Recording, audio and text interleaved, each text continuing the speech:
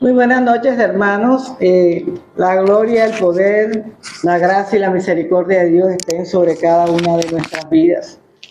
Damos gloria a Dios en esta noche porque nos permite estar juntos, los hermanos, en armonía, compartiendo este precioso mensaje que Dios ha puesto en mi corazón.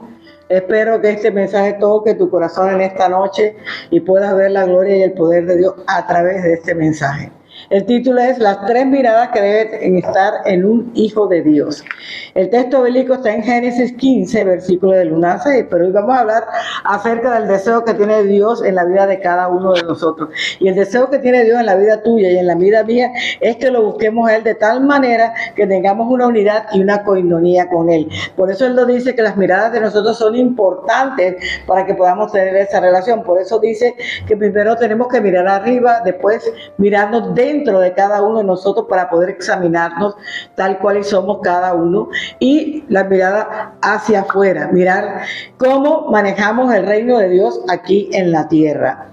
En primer lugar, Dios nos hace el primer llamado, y el primer llamado es mira hacia arriba. Vamos a leerlo en Génesis 15, versículo del 1 al 6.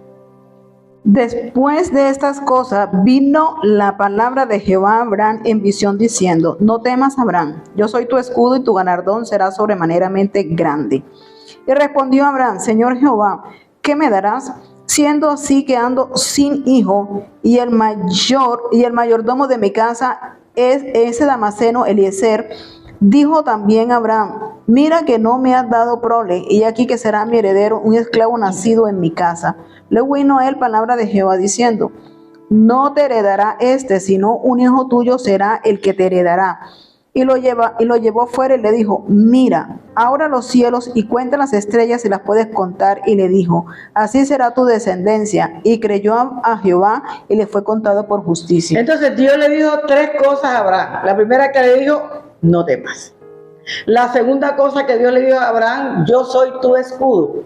Y la tercera cosa que Dios le dijo a Abraham: que él tendría una grande y maravillosa bendición en su vida.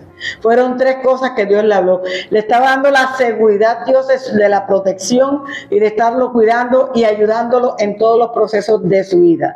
Cuando él le dijo: yo soy tu escudo, Dios le estaba diciendo específicamente: te voy a proteger, voy a estar contigo, no te voy a dejar solo, Abraham, te voy a cuidar y voy a estar pendiente de todas las circunstancias que puedan pasar en tu vida. ¿Sabes? Él estaba nervioso porque él había matado una cantidad de enemigos en ese momento, pero nos damos cuenta más adelante que cuando él se sentía así con duda y con un poco de temor, no era por la gente que había matado, porque él sabía que esa gente era muy mala, era porque él creía que no iba a recibir en un determinado momento la bendición que Dios le había prometido.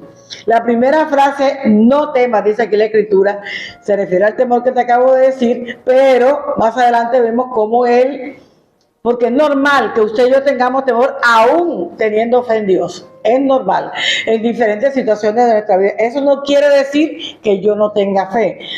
Por momentos podemos flaquear, pero inmediatamente reaccionamos y nos damos cuenta que cuando creemos en Dios, cuando confiamos en Dios, el respaldo de Dios va a llegar a nuestra vida.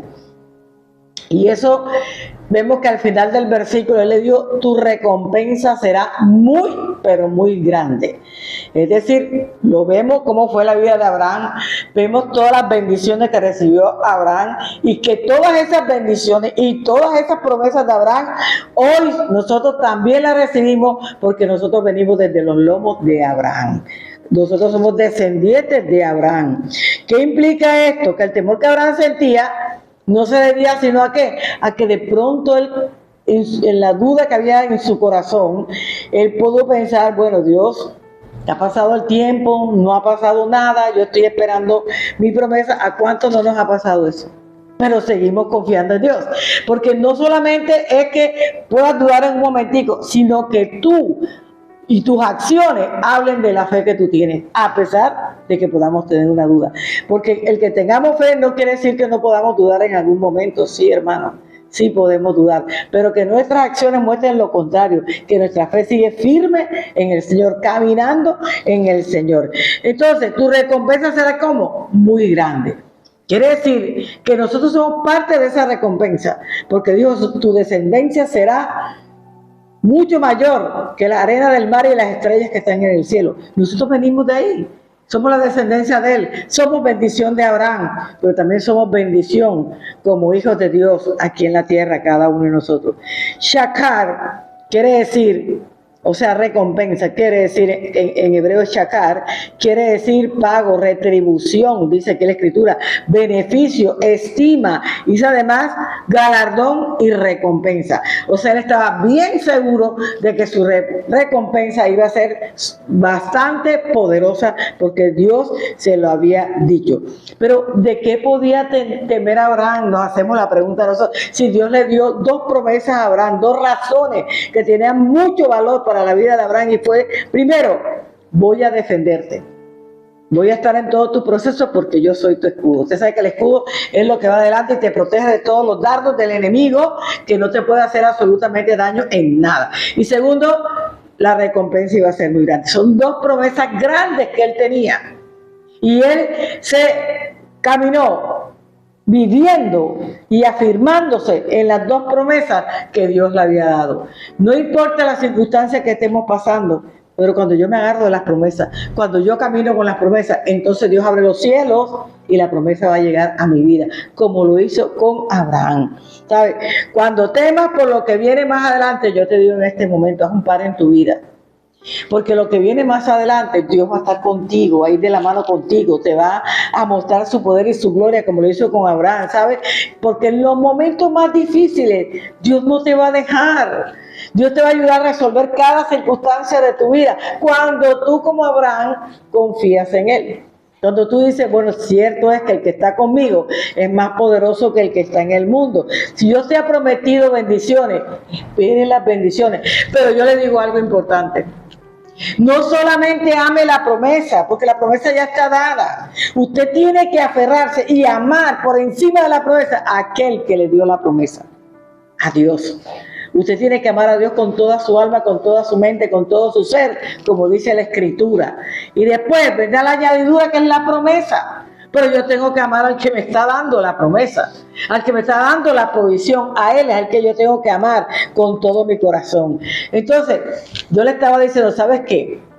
Tu descendiente, el que viene, el hijo que yo te voy a dar, no va a ser Eliezer, que es tu siervo.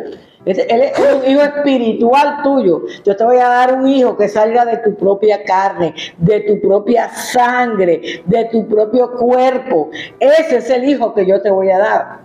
Eliezer simplemente es un hijo espiritual. Es tu siervo y te ha servido con amor y te ha respetado todo el tiempo y te ha seguido. Entonces, no malinterpretemos las promesas de Dios, porque aquí vemos que él estaba malinterpretando la promesa cuando piensa que Eliezer, porque era la costumbre de esa época, que el servidor más viejo de la casa era el que heredaba cuando los dueños de la casa no podían tener hijos. Él decía, yo amo a Eliezer, pero Señor, yo quiero que mi promesa se cumpla para yo tener una descendencia propia. ¿Por qué? Porque no hubiese sido propia la descendencia, porque Eliezer no era nada de él, simplemente un siervo que había en su casa. Entonces, ¿qué significa descendencia? La palabra hebrea significa será, que es semilla, que es hijo, que es estirpe, una semilla fecundada, una especie, un descendiente. Eso es lo que significa la palabra descendencia. Y eso es lo que está esperando él, una semilla mía.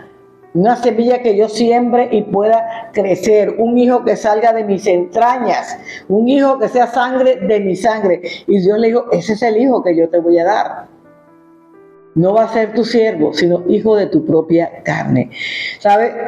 Eliezer era confiable para Abraham, porque tantos años que tenía de trabajar con él, pero él no lo quería como un descendiente de él, porque él no era hijo de él, él quería lo suyo, como tú y yo queremos tener siempre lo nuestro, lo que Dios nos da, lo que a través de nosotros nuestros hijos puedan nacer, son nuestros hijos, no son de otros, sino de nosotros. Y eso era lo que Abraham le estaba pidiendo a Dios. ¿Sabe? Él quería a su hijo para tener su propia descendencia. Dios es tan bueno y tan especial que cuando tú y yo somos obedientes, Dios nos confía y nos entrega todas las peticiones de nuestro corazón. Habían pasado años desde que Dios le había prometido eso a Abraham. Y él decía, ¿qué estará pensando Dios? ¿Será que Dios se olvidó de mi promesa? ¿Será que Dios ya no me la va a dar? Es que ya es demasiado tiempo y no la he recibido. ¿En qué otra cosa puedo pensar yo si no he recibido la promesa? ¿Será que Dios había cambiado de idea con lo que me había prometido? Yo le digo algo. Dios no cambia ni tiene sombra de variación. Y si Dios te dijo que Él lo iba a hacer y que Él te lo iba a entregar, espéralo porque va a llegar. Pero no en tu tiempo, sino en el tiempo de Dios. Y Él lo va a cumplir. Aquí veo que Abraham está expresando las dudas. ¿Será que te olvidaste? ¿Será que ya no me lo vas a dar? Es normal en un ser humano que uno pueda sentir esa, porque ya llevaban muchos años esperando. Yo te voy a decir algo, no importa los años que estés esperando tu promesa, ella va a llegar. Solamente tienes que amar al Dios de la promesa, para que la promesa toque la puerta de tu casa y entre. Así de sencillo. Mira, es notable que usted cuando tome el libro de Génesis va a ver muchas veces las dudas de Abraham, pero las dudas de Abraham se borran por las acciones de fe de Abraham en Dios. Él le creyó a Dios y le fue contado por justicia. A pesar de que no estaba viendo, a pesar de que habían pasado los años, él seguía creyendo en su promesa, le creyó a Dios. Entonces, cuando tú y yo le creemos a Dios, Dios entonces se va a glorificar en nuestra vida. Fe no significa ausencia de dudas, como yo te lo dije ahorita, está más claro esto. Tener fe no significa que nunca vamos a dudar. La realidad de nuestra fe se ve en nuestras acciones, cómo actúo yo frente a cualquier circunstancia, cómo actúo yo a sabiendas que tengo una promesa y se me coloca un término totalmente contrario a lo que yo estoy esperando, y si yo dudo y en el momento, pero yo creo lo que Dios me ha dicho, entonces lo que a mí me cuenta es el creer la palabra que Dios me ha dado. Cuando Abraham expresó sus dudas, la respuesta de Dios fue muy sencilla. ¿Sabe qué le dijo a Abraham? Mira para allá arriba, ¿eh? Mira lo que está allá arriba, mira que todo lo que yo tengo preparado para ti. Mira ahora los cielos y cuenta las estrellas si las puedes contar. Y él le dijo, así será tu descendencia. Entonces no dudes, yo te voy a dar uno, pero te voy a dar una descendencia mayor que las estrellas que están en los cielos. Solamente tienes que creer y esperar y confiar lo que Dios tiene para ti. ¿Sabes? Si Dios pudo hacer una cantidad incontable de estrellas, ¿cómo no le iba a dar un hijo, un solo hijo a Abraham? Claro que Dios le iba a hacer, porque para Dios no hay nada imposible. Pero lo que dice Gálatas 3:29, ¿será totalmente capaz de cumplir la promesa del descendiente? Claro que sí, Dios era capaz de hacerlo. Y de tal manera que Dios lo hizo y Dios le entregó a su hijo Isaac, tal cual como le había prometido. Dice y si vosotros sois de Cristo, ciertamente el linaje de Abraham sois, y herederos según la promesa. Entonces nosotros, dice aquí la Escritura, ciertamente somos linaje de ¿qué? De Abraham. Como yo te decía ahorita, venimos de los lomos de Abraham, y las promesas de Abraham también nos alcanzan a nosotros en este día. Pero un error muy común de inmadurez en el que podemos caer nosotros en la búsqueda de Dios es, hermano, es no buscarlo a Él mismo. Usted siempre tiene que buscar primero a Dios, para que después pueda Dios manifestarse en su vida personal. Es que yo tengo que buscar a Dios, es que tú tienes que buscar a Dios, es que tú tienes que amar a Dios por encima de todas las cosas. El primer amor de nuestra vida siempre tiene que ser Dios. Él no acepta el segundo lugar, siempre el primer lugar en nuestra vida. Y tú y yo tenemos que buscarlo por lo que Él es, no por lo que Él nos da. Porque Él desde siempre nos ha dado. Entonces tú y yo nos hemos acostumbrado a que Dios nos da, y Dios nos da, y Dios nos da, la mano siempre extendida para que Dios nos dé. Pero hasta hoy te digo algo, no estamos actuando bien. Nosotros tenemos que buscarlo a Dios por lo que Él es, por lo que Él seguirá siendo en nuestra vida. Por ahí es donde lo tenemos que buscar. Cuando yo digo que voy a buscarlo por lo que Él es, quiere decir que mi corazón está dispuesto solo para Él. El primer lugar de mi corazón y de mi vida siempre va a ser para Dios. El primer deseo, apenas abro los ojos, va a ser para Dios. El conocimiento que estoy recibiendo, ¿para qué es? Para conocer cada día más a Dios. Eso es lo que Dios quiere de tu vida y quiere mi vida. Pero ¿cuál fue la respuesta de Abraham? Creer en Dios. ¿Cuál es tu respuesta frente al proceso que estás viviendo? ¿Qué proceso estás viviendo hoy duro para tu vida? Es una enfermedad, la falta de trabajo, la economía, la familia, el hogar. No sé cuál estás viviendo tú, pero yo te digo una cosa. Si tú le crees a Dios, Dios va a hacer va a virar totalmente la situación y tu vida va a cambiar. Pero tienes que creerle a Dios por lo que Él es. Él es un Dios grande, poderoso, infalible, está en todos los lugares. Dios es todo en nuestra vida. Él es el que tiene que llenar los espacios de cada una de nuestra vida. Pero vamos a ver esta cita donde Pablo nos habla acerca de Abraham, y muchas veces Pablo habló de Abraham, que se encuentra en Romanos 4, versículos del 1 al 5. ¿Qué pues diremos que halló Abraham nuestro padre según la carne? Porque si Abraham fue justificado por las obras, tiene de qué gloriarse, pero no para con Dios. Porque, ¿qué dice la Escritura? Creyó Abraham a Dios y le fue contado por justicia, pero el que obra no se le cuenta el salario como gracia, sino como deuda. Hasta el 5. Mas el que no obra, sino cree en aquel que justifica al impío, su fe le es contada por justicia. Cuando nosotros creemos en la promesa de Dios, dice aquí la Escritura, Él también nos trata como justos. Él estaba tratando como justo a ¿quién? A Abraham, porque Abraham creyó en la promesa que Dios le había dado y le contó como justicia de Dios a Abraham. Dios justificó a Abraham por haber creído en la promesa que le había dado. La base de nuestra relación con Dios, hermano, debe ser firme. Una base en la que usted sabe en su interior que cuando Dios habla, que cuando Dios da una palabra, esa palabra se cumple en el sí y se cumple en el amén. Porque Dios no va a mentir, hermano, ni se va a arrepentir de haberte prometido algo. Él va a trabajar en esa promesa que Él te ha dado a ti y te va a sacar adelante. ¿Cuál fue la promesa que le dio a Abraham? Aquí lo encontramos en el 15, versículo 4. Lo leímos ahorita, pero vamos a leerlo nuevamente. Luego vino a él palabra de Jehová diciendo: no te heredará sino un hijo tuyo será el que te heredará. Entonces esa fue la promesa. ¿Sabes? No es tu siervo, no es Eliezer, es tu hijo el que yo te voy a dar. Es el que va a heredar la promesa que yo tengo para ti. ¿Sabes? Tú y yo heredamos esas promesas a través de Abraham. Por eso hoy nos tocan a nuestra vida, hoy nos alcanzan a nosotros esas promesas. ¿Sabes? Nosotros seremos declarados justos por Dios cuando caminamos bajo esas promesas, cuando estamos bajo la cobertura de Dios en la promesa que Dios le dio a Abraham. Dios ya no verá más nuestras fallas en ningún momento. Dios va a ver ahora nuestra fe, cómo caminamos, cómo nos afirmamos, cómo recibimos la palabra y la guardamos en nuestro corazón. ¿Sabes? La palabra siempre tiene que cobrar vida en nosotros. Si la palabra no cobra vida en nosotros, no va a pasar nada. ¿Cómo así, hermana? Que cobre vida. Te voy a decir cómo cobra vida la palabra.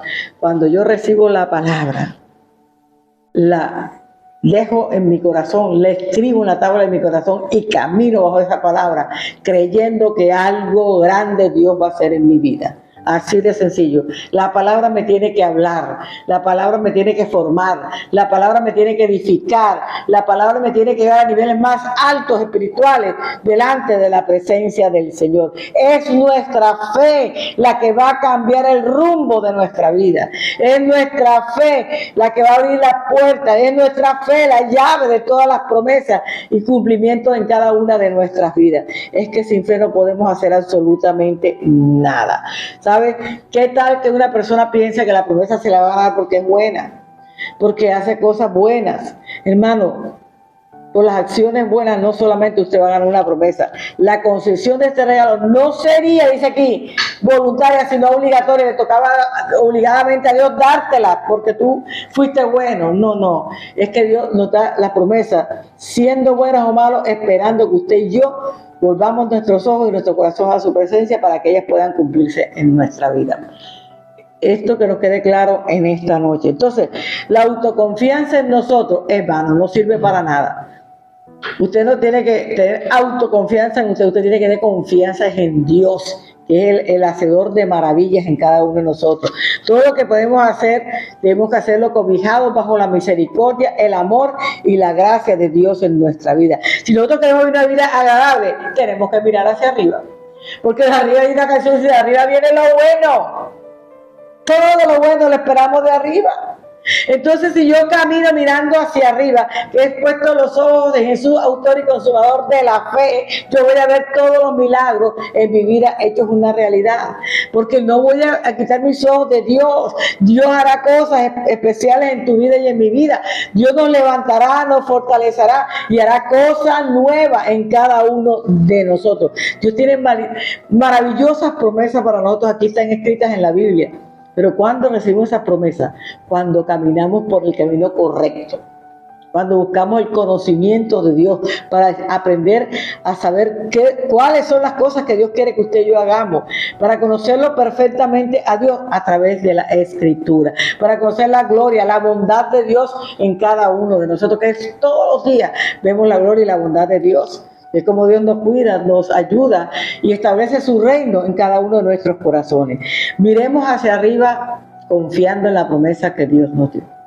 Hay que mirar hacia arriba. Si no miramos hacia arriba, no va a pasar absolutamente nada. Solo cuando nosotros miremos hacia arriba, tendremos la perspectiva correcta en nuestra vida. Y cuando yo tengo la perspectiva correcta en mi vida, yo camino en el camino de Dios. Yo camino buscando la presencia de Dios en mi vida, para que Él se pueda manifestar en mi vida personal. ¿Sabes?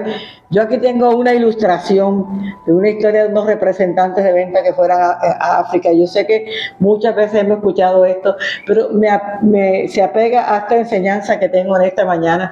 Y uno fue a África y miró en África, y entonces él dijo, ¿sabes qué?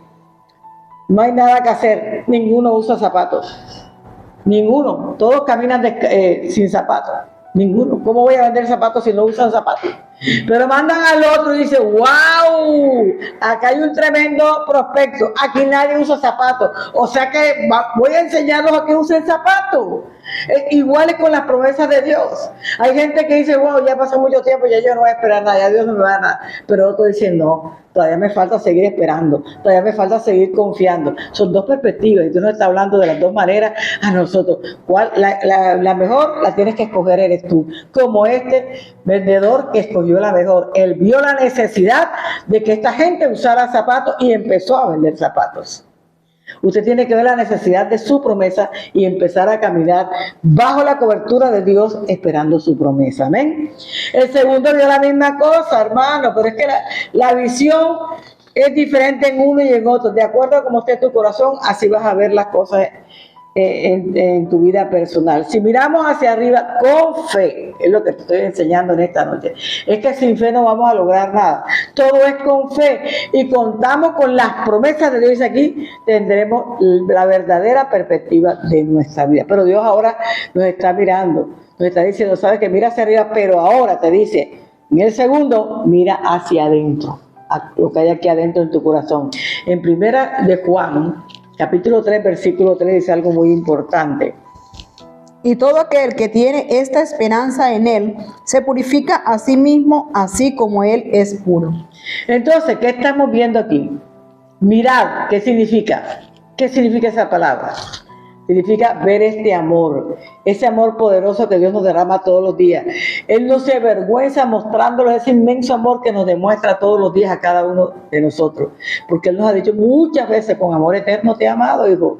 Yo te amo, no importa lo que estés haciendo, yo te amo. Lo que no amo es el pecado en que tú estás caminando, que es muy diferente. Porque Dios nos ama a todos, no hace acepción de personas. La grandeza de este amor se muestra en ¿qué? En que nos llamó sus hijos. Él nos ha hecho sus hijos, Él nos ha adoptado como hijos de Él. Y caminamos bajo la cobertura que un padre camina con su hijo. Eso es lo que hace Dios con nosotros. ¿Sabes? Pero dice aquí la Escritura que el que quiere amar a Dios y quiere examinarse, tiene que hacerlo muy cuidadosamente, examinárselo a sí mismo. Porque a veces dice, se va a examinar y dice, No, yo no tengo ese pecado tan grande. Yo no me porté así de malo. Yo me porté más o menos. Hermano, reconozca. Cuando yo me estoy examinando, tengo que reconocer tal cual como yo soy. Tal cual lo que yo vivo todos los días. Sin omitir nada. Eso es lo que significa examinarnos a nosotros mismos. No esperamos que nadie nos examine. Vea, Dios ya nos ha examinado. Dios conoce tu pecado y el mío. Dios conoce tu condición y conoce la mía. Pero ¿sabes por qué nos habla si nos examinásemos? Nos está hablando en tiempo presente. O sea que yo me tengo que examinar todos los días. Usted no se acuesta sin examinarse todos los días. Usted no sabe si cuando se acuesta no amanezca.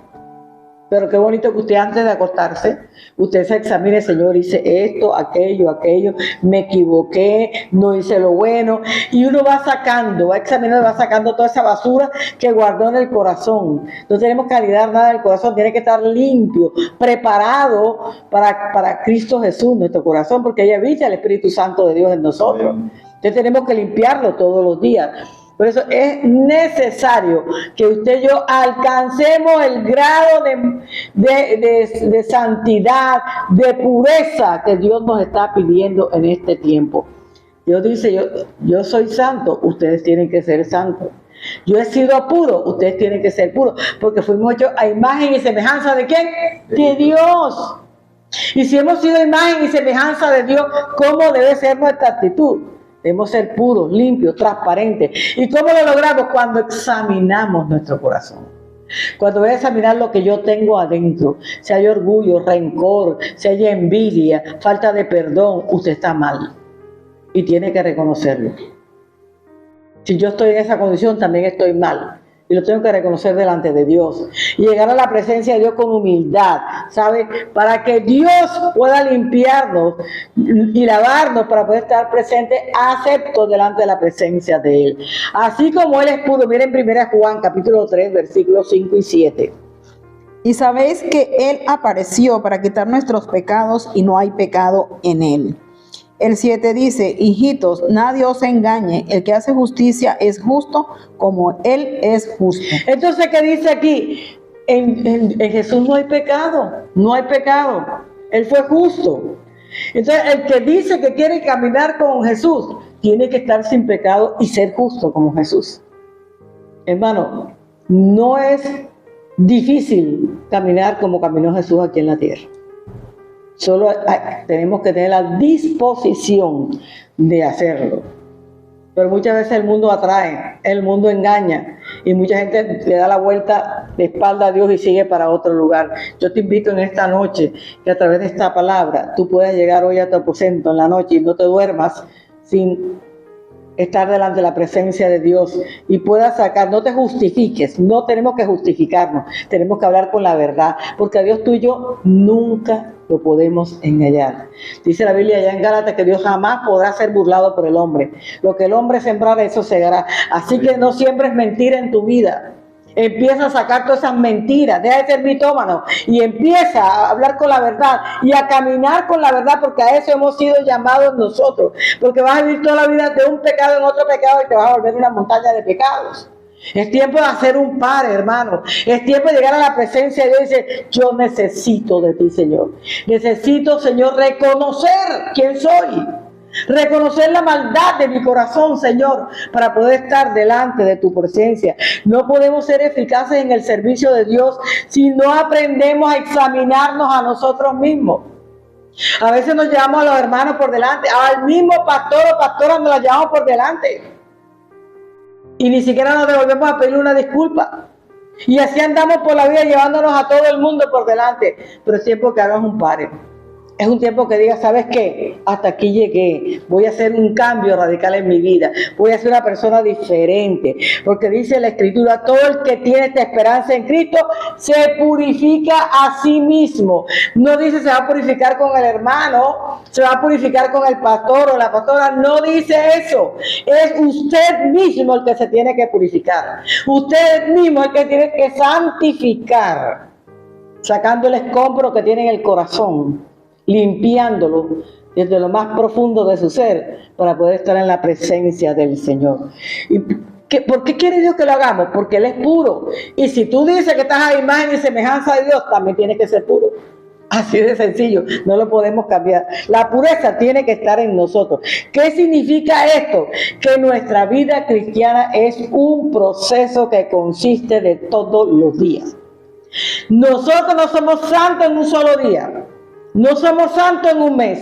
Esto es un proceso de santificación, porque dice la Escritura que tenemos que llegar hasta la estatura de Cristo. Que la estatura de Cristo es cuando ya estemos ya bien mayores, que Dios nos llama a su presencia. Pero vamos en el trabajo de todos los días. El que robaba no roba más. El que se prostituía ya no se prostituye más. El que se emborrachaba ya no se emborracha más. No son los evangélicos los que le lavan el cerebro y la mente a la gente. Es la palabra de Dios, que es agua viva en nosotros, que es la que nos lava, nos limpia de toda maldad y de todo pecado. Entonces, Romanos 8:29, mira lo que dice nuestra vida. ¿Sabes? Cada día tenemos que ser más semejantes a Cristo. Amén. Porque a los que antes conoció, también nos predestinó para que fuesen hechos conforme a la imagen de su Hijo, para que él sea el primogénito entre muchos hermanos. Mira, esta es una aclaración que Dios nos está dando a nosotros como hijos de Dios. En Él Dios está estableciendo, hermano, que fuimos predestinados por Él, porque ya Él nos conocía. Mira, Dios sabía que hoy estábamos hablando esta palabra. Dios sabía que hoy tú la ibas a escuchar. Y Dios sabe si la vas a recibir o no la vas a recibir. Es problema tuyo con Dios. Pero esta es la verdad, lo que dice la Biblia. Y lo que dice la Biblia es lo que tú y yo tenemos que hacer. No tengo que oírle lo que dice el vecino, ni el de enfrente, ni nadie. Yo tengo que oír lo que me dice la palabra de Dios y tengo que caminar bajo esta palabra. Conforme a la imagen de Jesucristo tenemos que ser. Dice que Él fue hijo y fue obediente hasta la muerte y la muerte de cruz. No se le conoció nunca una desobediencia con su padre y no se le conoció nunca un pecado a Jesús cuando vino aquí a la tierra. ¿Sabe? Él ha elegido a su pueblo para que caminemos como su Hijo caminó aquí en la tierra, porque Él está buscando seguir una humanidad que se haga merecedora de Dios. ¿Y cómo te haces merecedor de Dios? Cuando caminas como Jesús caminó aquí en la tierra, en santidad, purificándose todos los días delante de la presencia de su Padre Celestial. Y este es un proceso que no será completo hasta que estemos cara a cara con Dios. En Filipenses 3:21, mira lo que dice la palabra. El cual transformará el cuerpo de la humillación nuestra para que sea semejante al cuerpo de la gloria suya, por el poder con el cual puede también sujetar a sí mismo todas las cosas. Entonces nosotros tenemos que ya, cuando ya nos llame Cristo a su presencia, ya nuestro cuerpo no va a ser carnal, sino como espiritual, semejante al de Cristo Jesús. Esa es la meta final por la cual nosotros tenemos que motivarnos en purificarnos para estar en la presencia de Dios, cara a cara con Dios, un día.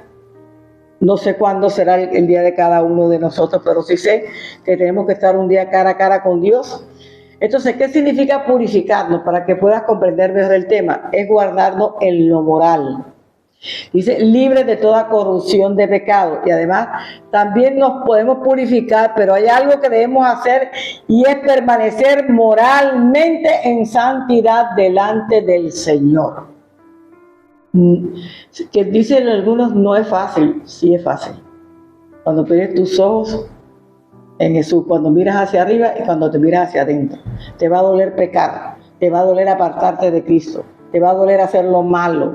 ¿Y sabes cuándo pasa eso? Cuando tú tienes una comunión con Dios. Mientras no tengas comunión con Dios, tú te ríes de todo el que te predica la palabra, tú te burlas de todas las cosas, porque todavía tú no tienes a Cristo en tu corazón. Todavía en lo moral estás grave delante de la presencia del Señor. Por eso hay que purificarnos en lo moral primero, para poder hacer las cosas conforme a la voluntad de Dios. Tenemos que permanecer nosotros idóneos en la moralidad, viviendo conforme a la voluntad de Dios. Primera Tesalonicenses 5:22 dice algo que es muy puntual. ¿Y cómo vivimos nosotros como Dios quiere? Escucha este versículo. Absteneos de toda especie de mal. Entonces yo quiero vivir siendo una persona idónea moralmente cuando me abstengo de todo mal. Cuando todo lo malo me aceche, yo me aparto para vivir en la santidad, en la pureza que Dios me está pidiendo en este tiempo. Pero Santiago 4:8 nos dice algo también muy importante. Acercaos a Dios y Él se acercará a vosotros, pecadores, limpiad las manos, y vosotros los de doble ánimo, purificad vuestros corazones. ¿Sabe cuándo recibimos la esperanza? Cuando miramos hacia arriba.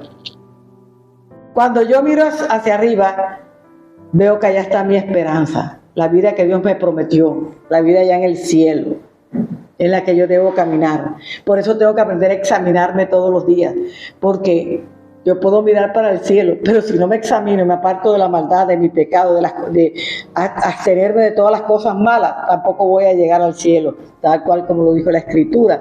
Entonces, cuando yo camino en esa santidad, en esa pureza moral, entonces yo sí voy a vivir en ese grado de pureza aquí en la tierra. Y Dios me va a ayudar y me va a levantar. Mateo 5:8 dice, la pureza que Dios desea en cada uno de nosotros. Jesús mismo nos lo dijo en Mateo 5:8. Bienaventurados los limpios de corazón, porque ellos verán a Dios. Entonces, dichosos los de corazón limpio, porque son los que van a ver a Dios. Si usted tiene el corazón limpio, fuera de todas las impurezas, y se ha purificado para Dios, usted va a estar feliz, contento, porque usted va a estar en la presencia de Dios. Porque dice aquí claramente, usted va a ver a Dios. ¿Cuándo? Cuando lleguemos al cielo, vamos a verlo cara a cara, como dice la Escritura. Dios por eso desea la pureza interna, lo de adentro. Por eso cuando Samuel fue a buscar allá a David, donde sus hermanos le presentaron a Eliab y a todos ellos los grandotes de la guerra y todo, y nada.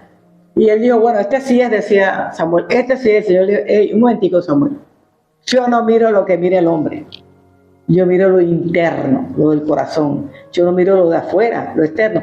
Él los vio bien fornidos, bien altos, con las armas y todo, ya dispuestos para la guerra, ya eran militares. Y él le dijo, no. Yo estoy mirando el corazón. Búscame, dile que te manden a otro, que allá está cuidando las ovejas. Y fue David.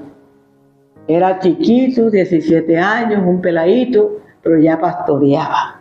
Es una tipología de pastorear. Él cuidaba a sus ovejas y defendía a sus ovejas. ¿Saben una cosa? Los pastores tenemos que defender a nuestras ovejas. Cuidarlas del león, cuidarlos de los osos, de aquellos que quieren dañar la vida de nuestros siervos en la iglesia. Ese es un trabajo que como pastores nosotros tenemos que hacer, porque vamos a ayudarlos también a que se aprendan a examinar y a purificarse como Dios quiere que se purifiquen en este tiempo. Entonces la pureza interna, la pureza del corazón es lo que Dios quiere, no solamente la conformidad externa, sino lo que está dentro, guardado en nuestro corazón.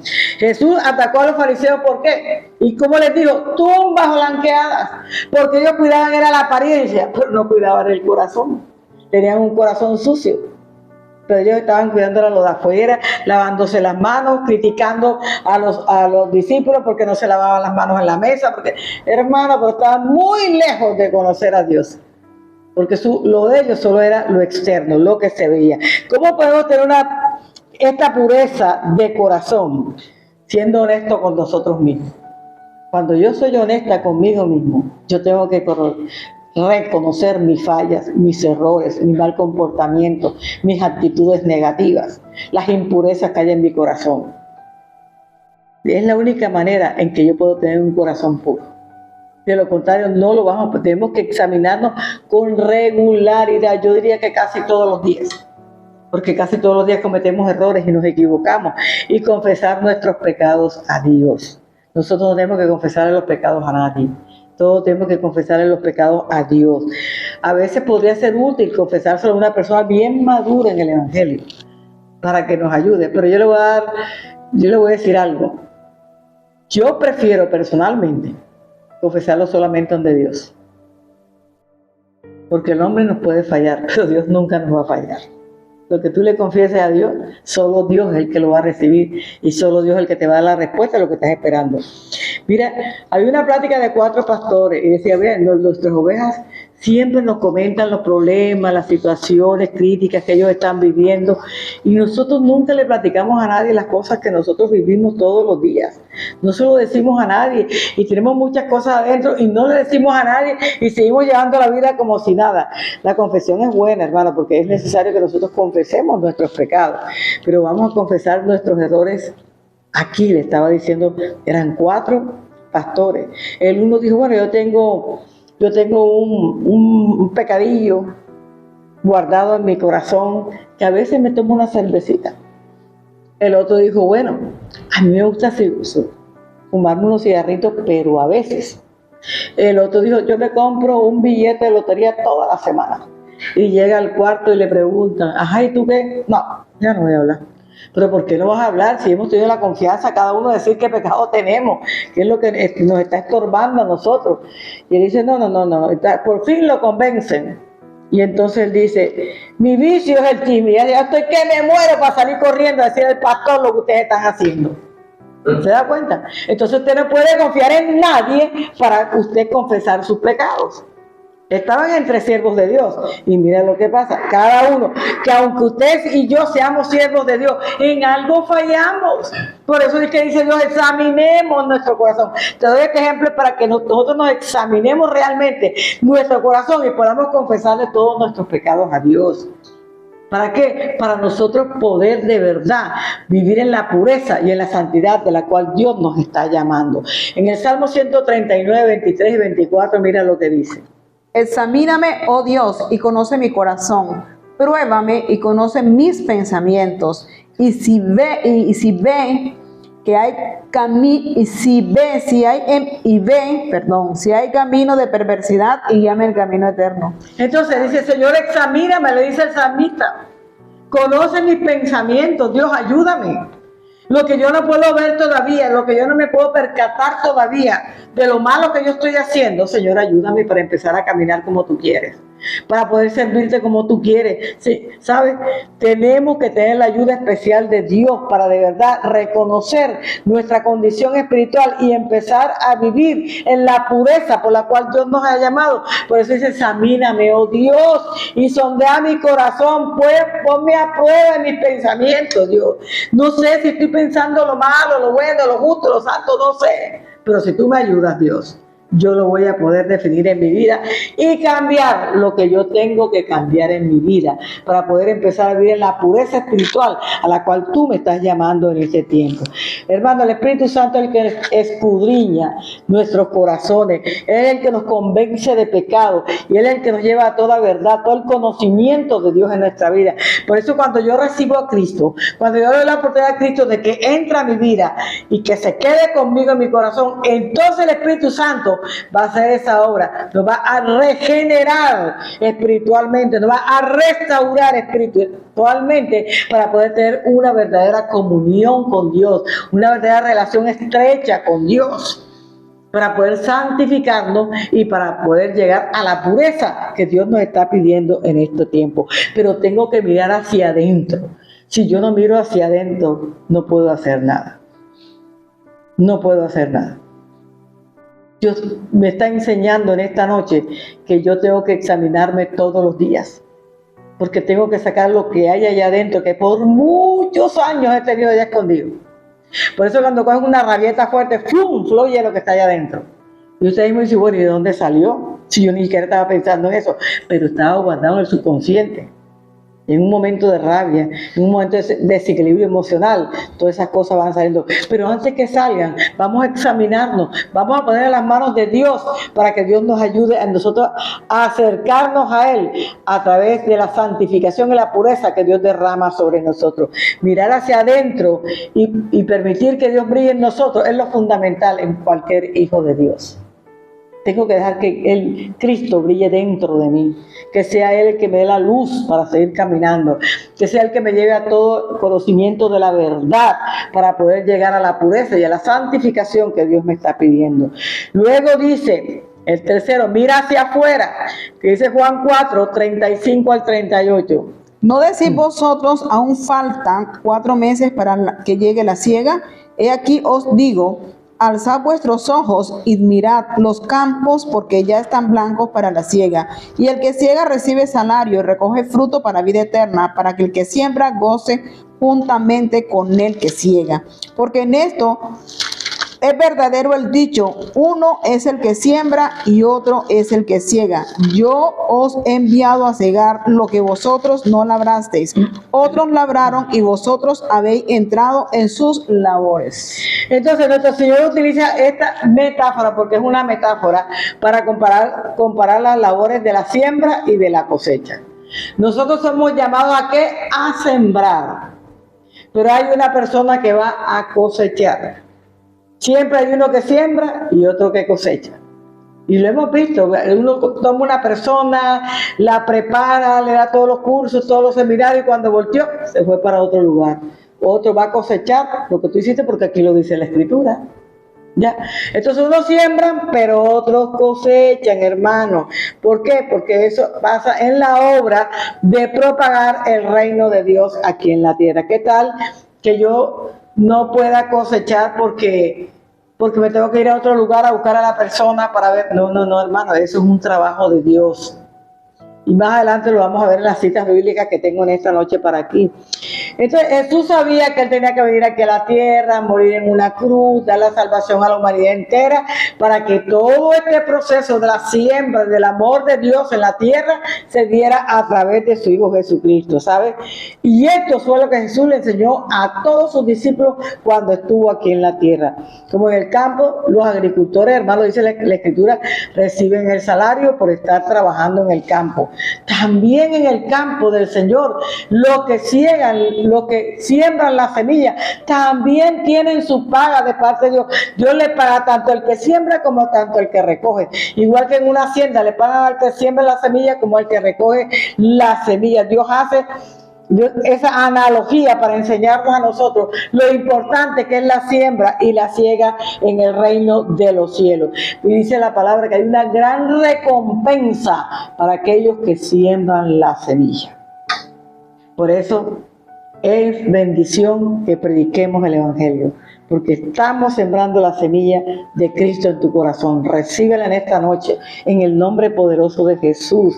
¿Sabe? Los obreros son los que se dedican a salvar las almas, sembrando la semilla de Dios en el corazón. Ese es el trabajo.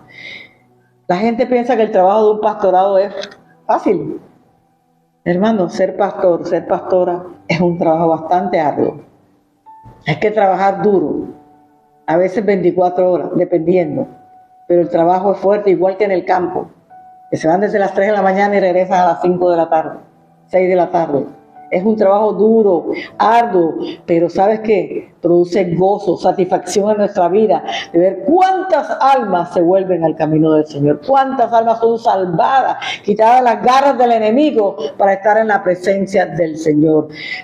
Como te digo, la agricultura no es un trabajo fácil, predicar la palabra no es un trabajo fácil. Esto de preparar un mensaje de amor, hermano, hay que estudiar, hay que aprender para después traer el tema en 2 o 3 hojitas para enseñar la palabra. No es fácil, pero no es imposible, porque Dios te da la sabiduría, te da el gozo, la alegría cuando tú estás haciendo el mensaje para Cristo, para que otros de verdad se deleiten con la palabra del Señor. ¿Requiere mucho esfuerzo? Sí. ¿Mucha dedicación? Sí. Para esperar que el fruto esté listo, también.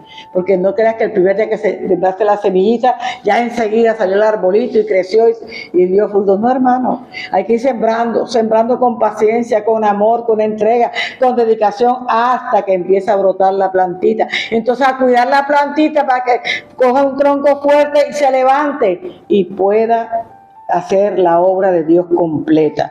La Biblia lo declara de la siguiente manera en el Salmo 126, versículos 5 y 6. Los que sembraron con lágrimas, con regocijo segarán.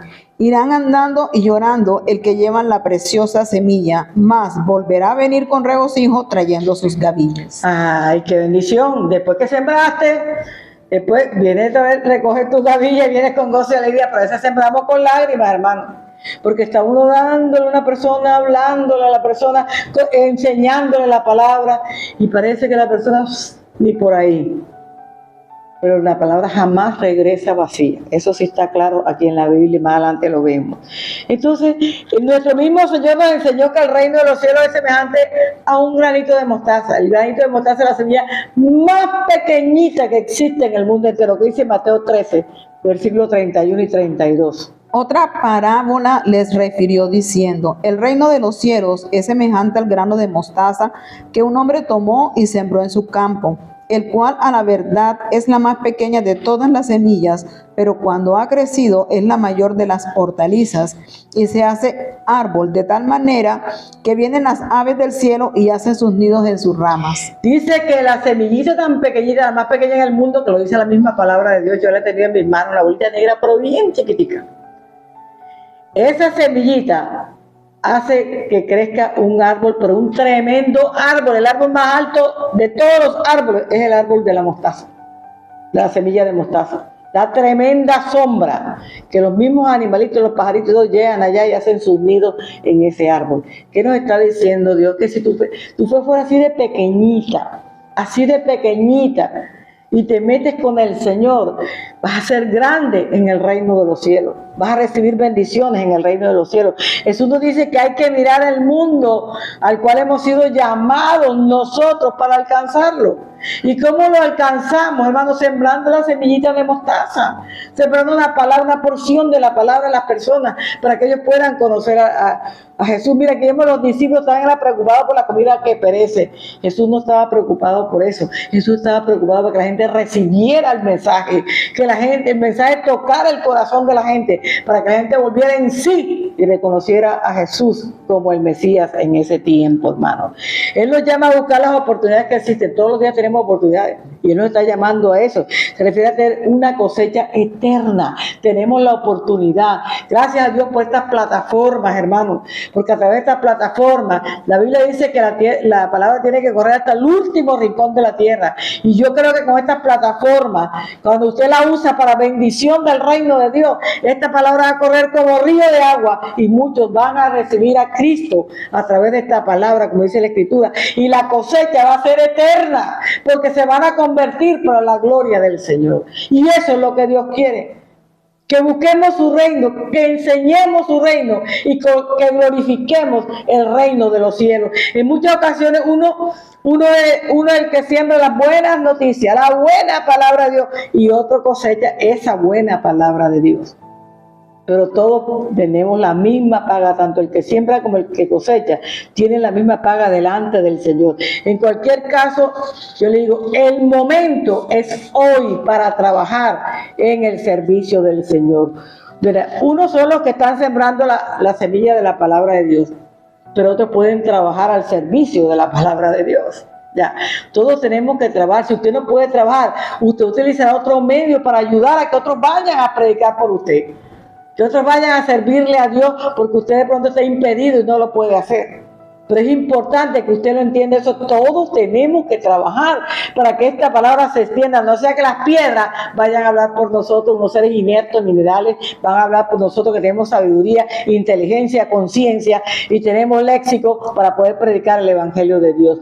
Pero otros, los que recogen el fruto de las almas convertidas, son aquellos que también van a recibir esa bendición que Dios tiene para ellos. Mira, 1 Corintios 3:6, mira lo que dice. Yo planté, Apolos regó, pero el crecimiento lo ha dado Dios. Entonces yo planté, Apolo fue el que regó la palabra, pero el crecimiento, ¿quién lo va a dar? Dios. Usted no se puede preocupar si las ovejas suyas crecieron o no, porque el crecimiento simplemente lo da Dios. Mire a su alrededor, hermano, y va a encontrar personas listas para oír la palabra de Dios. No se desanime si tiene un amigo que usted está hablando y no le interesa lo que usted está hablando. Usted sígale hablando, que esa palabra va a quedar ahí en su oído y un día Dios hará que esa semilla pueda crecer. Pero no se canse de hablar la palabra de Dios. No se canse de declarar lo que Dios quiere que usted le declare a una persona. Así sea que la persona le dé la espalda, usted vaya y dígale lo que le tiene que decir, conforme a lo que Dios ha declarado a través de la Escritura. ¿Sabe? Las circunstancias de la vida nos han preparado a todos para escuchar y recibir el mensaje del Evangelio. El Evangelio es lo único que produce paz y refrigerio en esta vida. Mire la mujer samaritana, Jesús le dijo, 5 maridos es lo que tienes, el que tienes ahora es tu concubina porque ni siquiera es marido tuyo. Y empezó a hablarle de la palabra. Y esta mujer dijo, oye, verdad, yo estoy cansada de la vida que llego. Tengo que llegar aquí escondida donde no vean las mujeres, cuando vean ninguna, porque ninguna quiere estar conmigo por la clase de vida que yo llevo. Ya estoy cansada de esta vida. ¿Sabe? Al menos quiero un poquito de satisfacción. Al menos quiero un poquito de felicidad en mi vida. Y empezó a escuchar la palabra de Jesús. Y dice que esta mujer, ¿qué hizo? Salió corriendo a Samaria y dijo, aquel Jesús, el Hijo de Dios, Él me habló y me dijo esto, cómo era mi vida, cómo había sufrido, qué era lo que estaba pasando. Ese es el verdadero Hijo de Dios. Y le predicó a toda Samaria.